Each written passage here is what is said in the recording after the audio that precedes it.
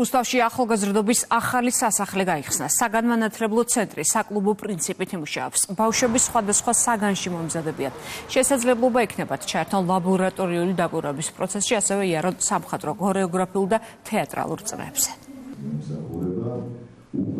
გავხსენით ახალგაზრდობის სასახლე, რომელიც წლების განმავლობაში ამორტიზირებული იყო, 60-იან წლებში აშენდა, მთლიანად მოხდა დემონტაჟი და ახლის მშენებლობა, რომელიც ევროპული სტანდარტების არის.